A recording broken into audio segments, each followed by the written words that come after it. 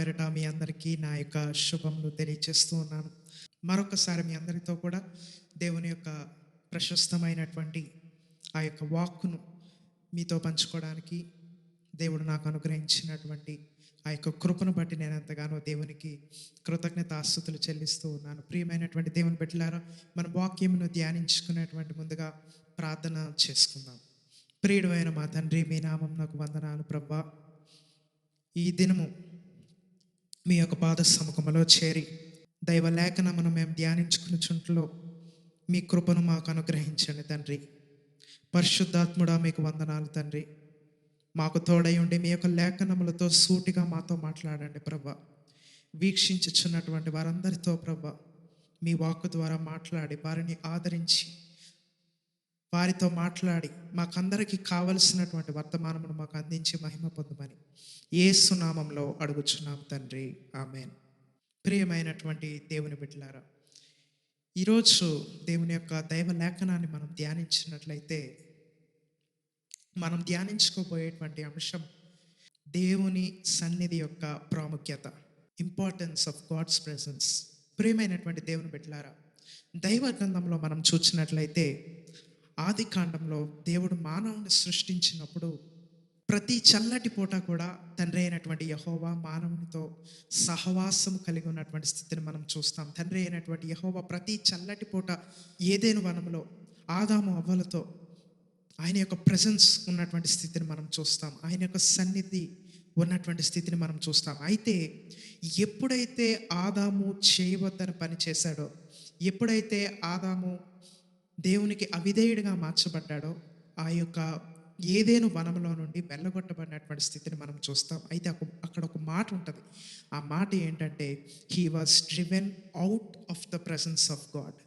ప్రియమైనటువంటి దేవుని బిడ్డలారా, దేవుని యొక్క సన్నిధి నుండి వెళ్ళగొట్టబడ్డాడు అనేటువంటి విషయాన్ని మనం అక్కడ చూస్తాం. అయితే అటు తర్వాత పాత నిబంధన కాలం అంతా కూడా దేవుని యొక్క ప్రెసెన్స్ చాలా అరుదుగా మనం చూస్తాం. God's presence was rare.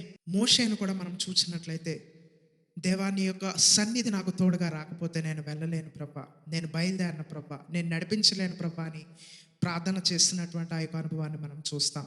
తర్వాత ఇశ్రాయేలీల కాలంలో మనం చూస్తే ప్రధాన యాజకుడైనటువంటి ఏలీ కాలంలో యెహోవా ప్రత్యక్షమగుట అరుదు అని వ్రాయబడి ఉంటుంది. అయితే పాత నిబంధన కాలం అంతా కూడా దేవుని యొక్క ప్రెసెన్స్ అంతా కేవలం ప్రధాన యాజకులకు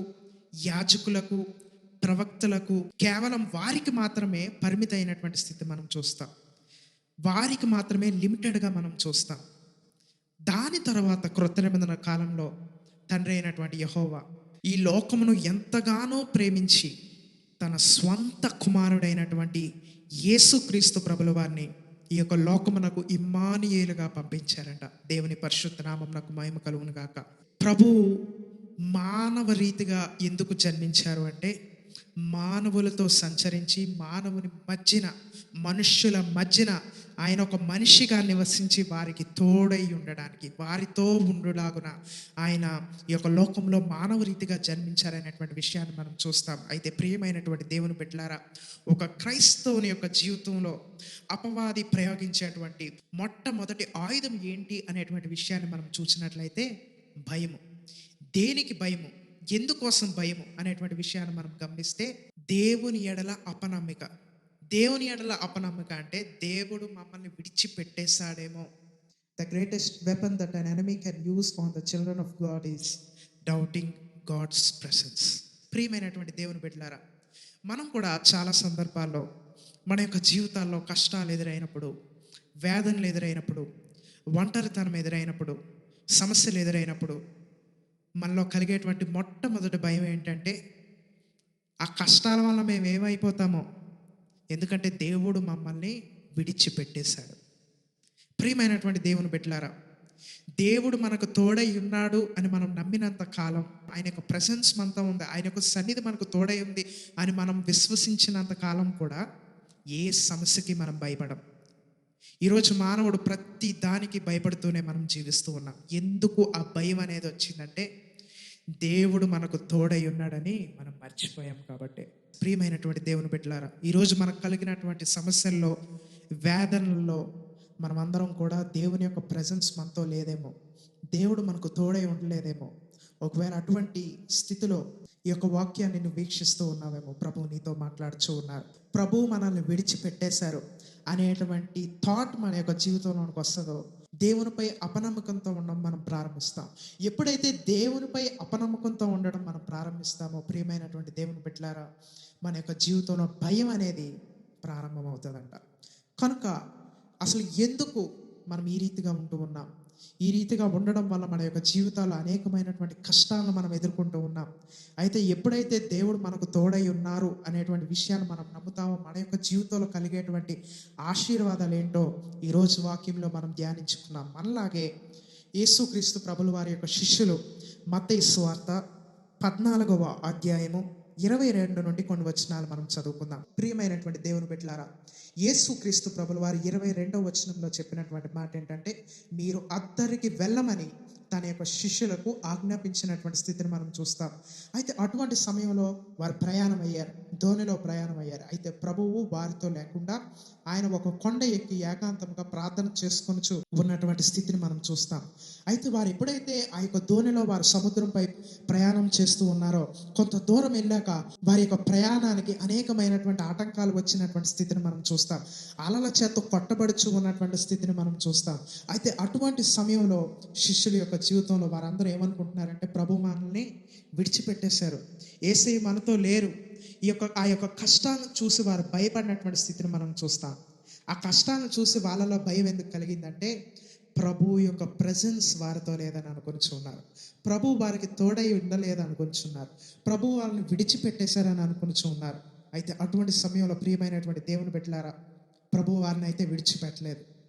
ఎందుకు అంటే, వారు ప్రయాణమై వెలుచు ఉన్నటువంటి సమయంలో వారిని మీరు అద్దరికి వెళ్ళమని ఆయన వారిని పంపించినప్పుడు, ఆయనకి ఆ తుఫాన్ వస్తుందని తెలియక కాదండి, ఆ తుఫాన్ వస్తుందని తెలిసే ప్రభు వారిని దోణిలోనికి ఎక్కి అద్దరికి వెళ్ళమని ప్రభు వారికి ఆజ్ఞాపించినటువంటి స్థితిని మనం చూస్తాం. వారిని బలవంతము చేసిన అని అక్కడ వ్రాయబడి ఉంటుంది. ప్రియమైనటువంటి దేవుని బిడ్డలారా, ఆ యొక్క తుఫాను అనుభవంలోనికి వెళ్ళటానికి ప్రభు వారిని బలవంతం చేశారంట. ఈరోజు మన యొక్క జీవితాల్లో కూడా మనకి సమస్య రాకముందే ప్రభువుకు తెలుసు. ఈరోజు నీ జీవితంలో ఒకవేళ నీ యొక్క ఉద్యోగాన్ని కోల్పోయావేమో, నీ ఉద్యోగం కోల్పోతావని ప్రభువుకు ముందే తెలుసు అంట. ఒకవేళ నీ యొక్క జీవితంలో వ్యాపారంలో నష్టపోయావేమో, లేకపోతే నీ యొక్క జీవితంలో కొన్ని లాసెస్ ఎదురైనాయేమో, ఆ లాసెస్ వస్తాయని ప్రభువుకు ముందే తెలుసు. మన యొక్క జీవితంలో ఏమైనా సమస్య వచ్చింది అంటే ప్రభు యొక్క పర్మిషన్ లేకుండా అయితే మాత్రం ఆ యొక్క సమస్య రాలేదు. కానీ మనము ఆ యొక్క సమస్యను చూసి ప్రభు మనల్ని విడిచిపెట్టేశారని భయపడిపోతూ ఉంటాం. ప్రియమైనటువంటి దేవుని బిడ్డలారా, ప్రభువుకి తెలుసు ఖచ్చితంగా తుఫాను వస్తుందని, ఖచ్చితంగా అలలు వస్తాయని. సాధారణంగా మనం ఒక హైయెస్ట్ ప్లేస్ ఎక్కితే ఎంతో దూరం విజన్ వ్యూ మనకి కనబడుతుంది. కనుక బహుశా ప్రభు ఆ యొక్క కొండ ఎక్కి ప్రార్థన చేస్తూ వారిని చూస్తూ ఉన్నారేమో అనేటువంటి విషయాన్ని మనం గుర్తించవలసినటువంటి వారమై ఉన్నాం. ప్రియమైనటువంటి దేవుని బిడ్డలారా, ఈరోజు నీవున్నటువంటి పరిస్థితిలో దేవుడు నన్ను విడిచిపెట్టేశాడేమో అనుకుంటున్నావేమో. కాదు, ప్రభు నిన్ను మాత్రం విడిచిపెట్టలేదు. ఆయన వాగ్దానం చేశారు, నిన్ను ఎన్నడను విడువను ఎడబాయనని వాగ్దానం చేశారు. ప్రభు నిన్ను అయితే విడిచిపెట్టరు. ప్రియమైనటువంటి దేవుని బిడ్డ, ఆయన నిన్ను చూస్తూనే ఉన్నారు. అయితే అటువంటి సమయంలో అక్కడ మనం చూస్తే 25వ వచనం మనం చూస్తాం. రాత్రి 4వ జామున ఆయన సముద్రము మీద నడుచుచు వారి యొద్దకు వచ్చిన. ప్రియమైనటువంటి దేవుని బిడ్డలారా, సాయంకాలం అయినప్పుడు వారి ప్రయాణం ప్రారంభించారు. రాత్రి 4వ జామున అంటే ఇశ్రాయేలీలు వారి యొక్క టైం క్యాలిక్యులేషన్ మెథడ్ ఎలాగుంటుందంటే, మనం ఈరోజు గంటల లెక్కలో కొలుస్తాం. అంటే 6 నుంచి 7 1 గంట, 7 నుంచి 8 1 గంట, అలా మనం చూస్తూ ఉంటాం. కానీ ఇశ్రాయేలీలు జాముల లెక్కలో కొలుస్తారు. అంటే 6 నుండి 9 1 జాము, 9 నుండి 12 1 జాము, 12 నుండి ఎర్లీ మార్నింగ్ 3 1 జాము, 3 గంటల నుండి మళ్ళీ 6 గంటలకి 1 జాము, ఆ లెక్కన వారు కొలుస్తారు. కనుక రాత్రి 4వ జామున అంటే అర్థం ఏంటంటే, ప్రియమైనటువంటి దేవుని బిడ్డలారా, early morning 3 o'clock to 4 o'clock మధ్యలో ఆ యొక్క సమయాన్ని మనం చూస్తాం. అంటే మధ్యరాత్రి వేళ. ప్రియమైనటువంటి దేవుని బిడ్డలారా, అంటే మన యొక్క టైంలో మనం క్యాల్కులేట్ చేసినట్లయితే 8 నుండి 10 గంటలు వారు ఆ యొక్క తుఫానులో, ఆ యొక్క అలల్లో వారు ప్రయాణం చేశారని. ప్రియమైనటువంటి దేవుని బిడ్డలారా, అయితే ప్రభు వారిని చూస్తూనే ఉన్నారు, ప్రభు వారిని గమనిస్తూనే ఉన్నారు. వారి యొక్క సేఫ్టీని చూస్తూనే ఉన్నారు. వారు నశించిపోలేదు అనేటువంటి విషయాన్ని మనం జ్ఞాపకం చేసుకోవాలి. ఎందుకు అంటే వారు ప్రయాణం అవుతున్నటువంటి సమయంలో 8 నుండి 10 గంటలు వారి యొక్క స్వంత శక్తితో, వారి యొక్క హ్యూమన్ ఎఫర్ట్స్తో వారు బ్రతకటానికి, ఏ రీతిగా సర్వైవ్ అవ్వడానికి వారి యొక్క ప్రయత్నాలు, మానవ ప్రయత్నాలు వాళ్ళు చేస్తూనే ఉన్నారు. అయితే 8 అవర్స్ తర్వాత, 9-10 అవర్స్ తర్వాత ఇంకా వారి యొక్క జీవితంపై ఆశలు వదిలేస్తున్నారంట. వారి యొక్క జీవితంపై ఇంకా మేము ఇందులోంచి బయటికి రాలేం, ఎలాగోలా చనిపోతాం, ఈ యొక్క అలల్లోకి ఏదో ఒక పెద్ద అల వచ్చి మమ్మల్ని అందరినీ ముంచేస్తుంది, ఈ యొక్క సముద్రం మధ్యంలోనే మేము చనిపోతాం, సమయానికి రక్షకుడు కూడా మాతో లేడని అనుకుంటున్నారంట. అయితే అటువంటి సమయంలో ప్రభు వారి యొక్క జీవితంలో ఆ యొక్క సిచ్యువేషన్లో స్టెప్ ఇన్ అయ్యారంట. దేవుని పరిశుద్ధ నామం నాకు మహిమ కలుగును గాక. అయితే ఆ సమయంలో సముద్రంపై నడుస్తూ ప్రభు వారి యొద్దకు వచ్చారట. దేవుని పరిశుద్ధ నామం నాకు మహిమ కలుగును గాక. వెంటనే వారు భయపడ్డారు, ఎందుకంటే ప్రభు వారితో లేరని అనుకుంటున్నారు. పేతురు అంటాడు, ప్రభువా నీవే అయితే నేను నీ దగ్గరికి నడిచి రావడానికి నాకు ఆజ్ఞాపించని అడుగుతాడు. వెంటనే ప్రభు చెప్తారు, నీవు నా యొద్దకు రమ్మనగానే అక్కడ కూడా పేతురు చేస్తున్నటువంటి పని ఏంటంటే ప్రభువుని చూసినంతసేపు నడవగలిగాడంట. తర్వాత తన యొక్క స్వంత శక్తితో నడవడానికి ప్రయత్నం చేశాడు. ఎప్పుడైతే తన యొక్క స్వంత శక్తితో నడవడం ప్రారంభించాడో తన యొక్క దృష్టిని ప్రభు పై నుండి తీసి ఒకసారి ఆ యొక్క చుట్టూ ఉన్నటువంటి పరిస్థితిని చూశాడట. ఆ యొక్క గాలిని, ఆ యొక్క సముద్రాన్ని, ఆ అలల్ని చూసి భయపడి మునిగిపోసాగాడట. ప్రియమైనటువంటి దేవుని బిడ్డలారా, వెంటనే పేతురు ప్రభువాని తను ఎప్పుడైతే రక్షించమని కేకలు వేశాడో ప్రభువు తన యొక్క చేయి చాపి పేతురుని లేవనెత్తి పేతురుని రక్షించి ఆయన దోణిలోనికి అడుగు పెట్టగానే సముద్రము, అలలు, ఆ యొక్క తుఫాన్ నిమ్మలమైనటువంటి స్థితిని మనం చూస్తాం. 34వ వచనంలో మనం చూస్తే వారు ఆ యొక్క గమ్యానికి వారు చేరుకున్నటువంటి స్థితిని మనం చూస్తాం. ప్రియమైనటువంటి దేవుని బిడ్డలారా, ఈరోజు నీ యొక్క జీవితంలో ప్రభువుని ఆహ్వానించావా? నీ యొక్క జీవితంలో ఒకవేళ నీ యొక్క సొంత ప్రయత్నాలు చేసుకుంటూ ఉన్నావేమో, నీకున్నటువంటి సమస్యలు కానీ, నీకున్నటువంటి వేదనల కొరకు కానీ, నీకున్నటువంటి వ్యాధి కొరకు కానీ, నీ ఆరోగ్యం కొరకు కానీ, నీ ఫైనాన్సెస్ కొరకు కానీ, లేకపోతే నీ యొక్క జీవితంలో ఉన్నటువంటి ఎటువంటి సమస్యలకైనా, నీ యొక్క ఉద్యోగంలో కానీ, నీ యొక్క వ్యాపారంలో కానీ, నీ యొక్క స్వంత ప్రయత్నాలు, మానవ ప్రయత్నాలు చేస్తూ ఉన్నావేమో, కష్టపడుతూ ఉన్నావు. కానీ నేను కష్టపడినందుకు నాకు తగినటువంటి ఫలితం రావట్లేదండి, లేకపోతే నా యొక్క జీవితంలో నేను చేస్తున్నటువంటి ఉద్యోగానికి నాకు తగినటువంటి శాలరీ రావట్లేదండి, నాకు ఆ యొక్క వచ్చినటువంటి శాలరీ సరిపోవట్లేదండి అని ఒకవేళ నువ్వు బాధపడుతూ ఉన్నావేమో. ఇవన్నీ నాకు ఎందుకంటే ప్రభు నన్ను వదిలేశారండి, ప్రభు నన్ను విడిచిపెట్టేశారండి, ప్రభు నాతో లేరండి అని నీవు అనుకుంటూ ఉన్నావేమో. ప్రియమైనటువంటి దేవుని బిడ్డ, మనమందరం ఏమైనా ఎక్స్పెక్ట్ చేస్తామంటే వారు ప్రయాణం అయినప్పుడే, తుఫాను స్టార్ట్ అయినప్పుడే ప్రభు వచ్చి వారిని రక్షించేయచ్చు కదా అని మనం అనుకుంటూ ఉంటాం. మనమైతే ఆ రీతిగా ఆలోచిస్తాం. కానీ ప్రభువు 8 నుండి 10 గంటలు వెయిట్ చేశారంట. ప్రియమైనటువంటి దేవుని బిడ్డ, ఈరోజు నీ యొక్క జీవితంలో కార్యాలు డిలే అయిపోతూ ఉన్నాయి, ఆశీర్వాదాలు డిలే అయిపోతూ ఉన్నాయి. నాకు రావాల్సినటువంటి అమౌంట్ ఇంకా రాలేదండి, నాకు కావాల్సినటువంటి శాలరీ ఇంకా రాలేదండి, ఇన్ని మంత్స్ శాలరీ నాకు ఇంకా రాలేదండి, నాకు చాలా కష్టమైపోతూ ఉన్నది, లేకపోతే నాకు రావాల్సినటువంటి సప్లైస్ లేట్ అయిపోతూ ఉన్నాయి, నా పేమెంట్స్ లేట్ అయిపోతూ ఉన్నాయి, నా బ్లెస్సింగ్స్ లేట్ అయిపోతూ ఉన్నాయి, నేను చేస్తున్నటువంటి ప్రార్థనకి ఆన్సర్ లేట్ అయిపోతూ ఉంది, ఇన్ని సంవత్సరాలు అయిపోతూ ఉంది అని నువ్వు ఆలోచిస్తున్నావేమో. ప్రియమైనటువంటి దేవుని బిడ్డ, ఈ యొక్క వాక్యం ద్వారా ప్రభు నీతో మాట్లాడుచున్నారు. ప్రభు నిన్ను మాత్రం విడిచిపెట్టలేదు, ప్రభు నిన్ను విడిచిపెట్టలేదు, ప్రభు నిన్ను విడిచిపెట్టలేదు. ఆయన నిన్ను చూస్తూనే ఉన్నారు. కానీ ఆయన దేనికోసం వెయిట్ చేస్తున్నారంటే ఒక రైట్ మూమెంట్ కోసం వెయిట్ చేస్తూ ఉన్నారు. ప్రియమైనటువంటి దేవుని బిడ్డ, ఆ రైట్ మూమెంటే ఈ రోజు అని నువ్వు విశ్వసించు. ఈ దినమే ఆ రైట్ మూమెంట్ అని నువ్వు విశ్వసించు.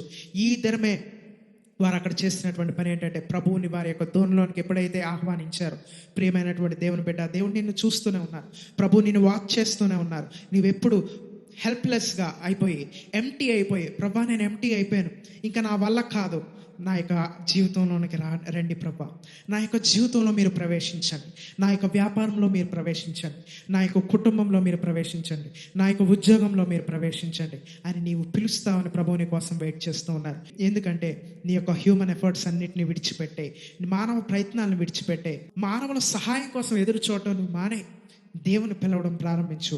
ప్రభు ఎప్పుడైతే నీ జీవితం అనే దోణిలోనికి ఎంటర్ అవుతారో, నీ జీవితంలో ప్రస్తుతం ఉన్నటువంటి ప్రతి తుఫాను కూడా నిమ్మలపరచబడుతుంది.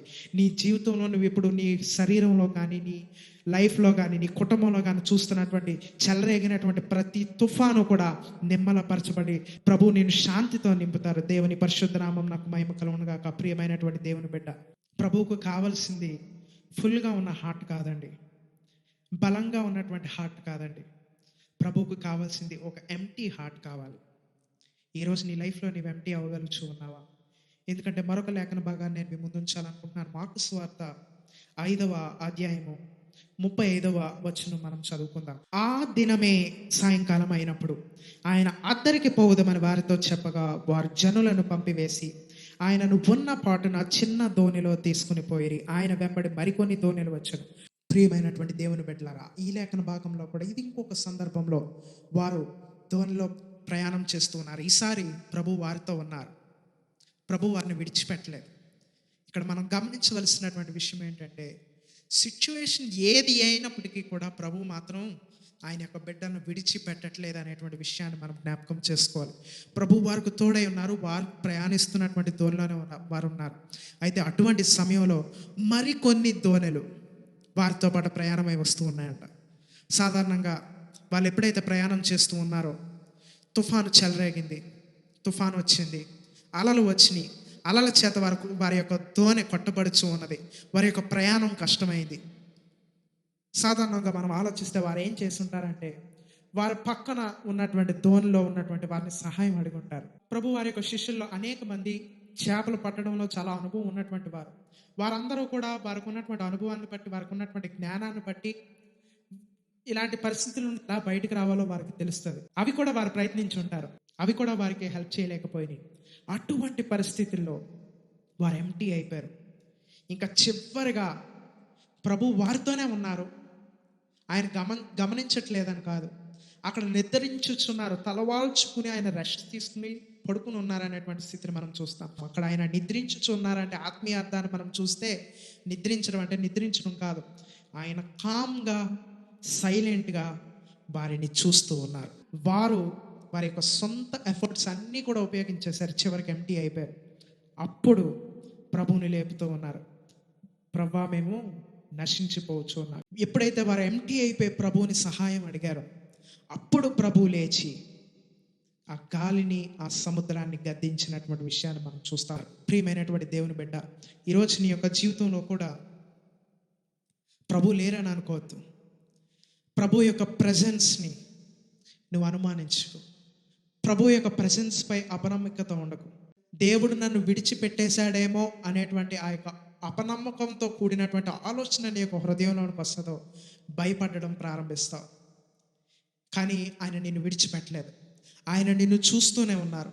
నీవెప్పుడైతే నీ సొంత ప్రయత్నాలు చేయడం, మానవ ప్రయత్నాలు చేయడం, నీ యొక్క స్నేహితులను లేకపోతే ఈ యొక్క లోకంలో ఉన్నటువంటి మనుషుల్ని సహాయం అడగడం, అవన్నీ చూస్తూనే ఉన్నారు. ప్రియమైనటువంటి దేవుని బిడ్డ, ఏ మనిషి కూడా మనకి సహాయం చేయరు. ఎవ్వరూ కూడా మనకు సహాయం చేయరు, ప్రభువు తప్ప. ఈరోజు నీవు ఉన్నటువంటి పరిస్థితుల్లో నీ యొక్క సొంత ప్రయత్నాలు చేస్తూ ఉన్నావు. నీ తెలివితేటను బట్టి, నీ యొక్క అనుభవాన్ని బట్టి, నీ యొక్క ఆలోచనను బట్టి, నీ యొక్క స్నేహితులు ఇచ్చినటువంటి సలహాలను బట్టి, లేకపోతే వేరే మనుషులు ఇచ్చినటువంటి సలహాలను బట్టి నువ్వు ప్రయత్నిస్తూ ఉన్నావు. కానీ నీ యొక్క జీవితంలో కార్యాన్ని చూడలేకపోతూ ఉన్నావు. ఎంప్టీ అయిపో. నీ యొక్క హృదయాన్ని ఎంప్టీ చేసుకో. నీ యొక్క హృదయాన్ని పూర్తిగా ఖాళీ చేసేసుకో. ప్రభువా, మీరే నాకు ఆశ్రయము అని ప్రభువుని పిలవడం ప్రారంభించు. అప్పుడు ఆయన స్టెప్ ఇన్ అవుతారంట. దేవుని పరిశుద్ధ నామమునకు మహిమ కలుగును గాక. ఒక్కసారి ప్రభువు నీ యొక్క జీవితంలోనికి ఆహ్వానించినప్పుడు, ఆయన నీ యొక్క జీవితంలో అడుగు పెడితే నీ జీవితంలో ఉన్నటువంటి ప్రతి తుఫాను కూడా నిమ్మలపరచబడుతుంది. నీ జీవితంలో ఉన్నటువంటి ప్రతి సమస్య కూడా దేవుడు అణిచివేసేటువంటి ప్రభు. నీ శరీరంలో ఉన్నటువంటి ప్రతి వ్యాధి కూడా దేవుడు అణిచివేసేటువంటి ప్రభు. దేవుని పరిశుద్ధ నామమునకు మహిమ కలుగును గాక. దైవ గ్రంథంలో మనందరికీ తెలుసు, బైబిల్లో భయపడకుడి అనేటువంటి మాట 365 సార్లు ఉందంట. అంటే సంవత్సరానికి ఎన్ని రోజులు చెప్పండి? 365 రోజులు. అంటే అనుదినము మనతో చెప్తూ ఉన్నారు, భయపడకుడి, భయపడకుడి, భయపడకుడి. కనుక ఈ యొక్క వాక్యాన్ని వీక్షిస్తున్నటువంటి మీ యొక్క జీవితంలో దేని గురించి భయపడకండి. ప్రభు మీకు తోడై ఉన్నారు. ప్రభు మీతో ఉన్నారు. నీవు ఆయన యొక్క ప్రెసెన్స్ని ఫీల్ చేయలేకపోవచ్చు. ప్రభు విడిచిపెట్టేశాడేమో, ఎందుకంటే మనకున్నటువంటి పరిస్థితులు మనల్ని అలాగ ఆలోచింప చేస్తాయి. ప్రియమైనటువంటి దేవుని బిడ్డలారా, దేవుని ఎప్పుడూ కూడా అపనమ్మకం ఉంచకండి. ప్రభు ఈ దినమే మీ యొక్క హృదయంలో, మీ కుటుంబంలో, మీ జీవితం అనేటువంటి నావలో ఆయన ప్రవేశించి ఉన్నారు. మీ దుఃఖ దినములు సమాప్తమై ఉన్నవని విశ్వసించండి. దేవుని పరిశుద్ధ నామమునకు మహిమ కలుగును గాక. ప్రభు మాతో తోడై ఉన్నారని నమ్మిక మాత్రం ఉంచండి. ఆయన మీ యొక్క జీవితంలో సరైనటువంటి సమయంలో విడుదలను అనుగ్రహిస్తారు. ఈ దినమే ఈరోజు మీ యొక్క జీవితంలో విడుదల దినముగా మనం విశ్వసిద్దాం. ప్రభు మీ యొక్క జీవితంలో అడుగుపెట్టి ప్రతి తుఫానుని అణిచివేసి మీ యొక్క జీవితంలో గొప్ప విడుదలను ప్రభు అనుగ్రహించి సదాకాలము ఇమ్మానుయేలు దేవుడు మీకు తోడయుండును గాక. అటువంటి ధన్యకరమైన జీవితం ఆ పరిశుద్ధాత్మ దేవుడు మనందరికీ అనుగ్రహించును గాక. ఆమేన్. ప్రార్థన చేసుకుందాం. ప్రియుడైన మా తండ్రి, మీ నామమునకు వందనాలు ప్రభువా. ఈరోజు మీ యొక్క లేఖన భాగంను ధ్యానించుకున్నట్టుకు మాకు ఇచ్చిన ఈ సమయాన్ని బట్టి మీకు వందనాలు. మీరు మాకు తోడై ఉన్నటువంటి విధానం బట్టి మీకు వందనాలు తండ్రి. యేసయ్య మా యొక్క హృదయంలో ప్రవేశించండి. వీక్షిస్తున్నటువంటి వారి యొక్క జీవితాల్లో ప్రవేశించండి. వారికి ఏ సమస్యలు ఉన్నాయో ఆ ప్రతి సమస్యను అణిచివేయమని అడుగుచున్నాం. వారిలో అపనమ్మకాన్ని తీసివేయండి. వారిలో అపనమ్మకం వల్ల కలిగినటువంటి భయమును తీసివేయండి. వారి యొక్క జీవితంలో మీరు ప్రవేశించి వారి యొక్క జీవితంలో ఉన్న చెలరేగినటువంటి ప్రతి తుఫానును అణిచివేయమని అడుగుచున్నాం ప్రభా. వారందరినీ ఆశీర్వదించి వారందరికీ గొప్ప విడుదలను అనుగ్రహించి మహిమ పొందమని యేసు నామములో అడుగుచున్నాము తండ్రి. ఆమేన్.